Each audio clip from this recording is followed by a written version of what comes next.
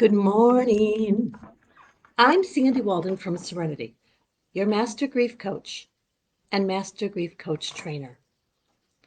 There's a very famous quote that I don't remember precisely, so forgive me if I have it off a little bit. But it's something along the lines of, we have two ears and one mouth. Let's use them accordingly. When we are supporting someone who's grieving, everything in us wants to fix them, to help them. Bless you.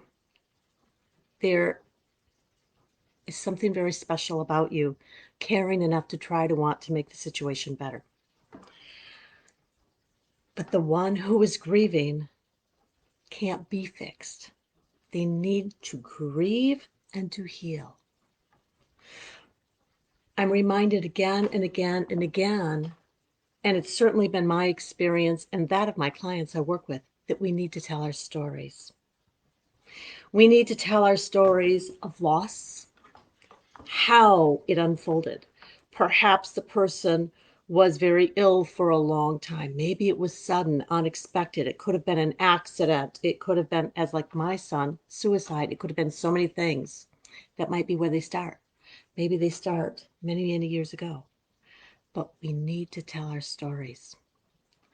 As someone who is supporting someone who's grieving, one of the most beautiful, loving gifts you can give is to listen. Perhaps you offer the cup of coffee or tea or the glass of water. Keep the good tissues handy.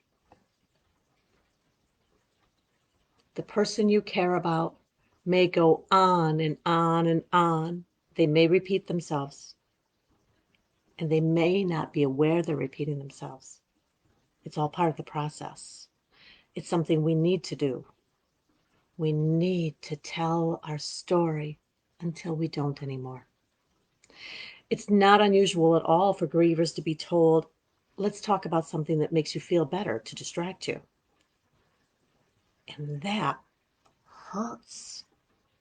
There was somebody who was very close to me at the time my son died who kept saying, well, we'll just talk about good things. And she meant well. Trust me, her heart was in the right place, and I appreciate that. But I couldn't get together with her because as much as I adore all of my sons and my husband, at that time, all of my focus was on the death of my youngest son. I couldn't talk about all good things. They were certainly part of it. But I needed to talk about how I felt. The shock. Mike died of suicide and it was unexpected. I needed to tell everything that was consuming me. I needed to get it out. When you love someone and you care about someone who's grieving, I encourage you to be that safe place. Maybe have a blanket, a pillow. Be the phone call that's available.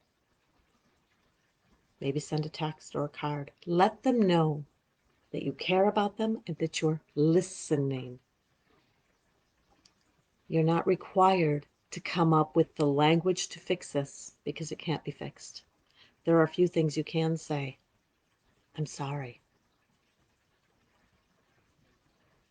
I care about you so much. I know this hurts. I'm here. I don't think there's really anything else you need to say. I care. I'm sorry. I'm here. And then be there. What we need when we're grieving is a safe place to land, where there will be no judgment, where someone will not be telling us what we need to do, what we have to do, what we should be doing, where someone allows us to be the way we are in that moment. And if we come and we're telling jokes, it's okay. If we're crying, understand that is a gift of love and trust. For me, one of the most difficult and painful things is to cry in front of other people. It's really hard for me. Let me rephrase that. It used to be really hard for me. Nowadays, when I work with a client or when I work with groups, it's not at all unusual for tears to flow. Not a gusher, but definitely tears. They are a gift of trust and love. It can make us really uncomfortable when someone we care about cries in front of us. Remember, it's because they trust you. I ask you to accept that trust and to return it with kindness and compassion by just listening. I'm going to get off for now. I want to wish you a day of gentle peace and kindness. If you are supporting someone who's grieving, I want to thank you from the bottom of my heart. If you are someone grieving, look for those people who are willing to just be there. I'm Sandy Walden from Serenity, your Master Grief Coach and Master Grief Coach Trainer. I wish you a day of gentle peace, love, and kindness. Namaste.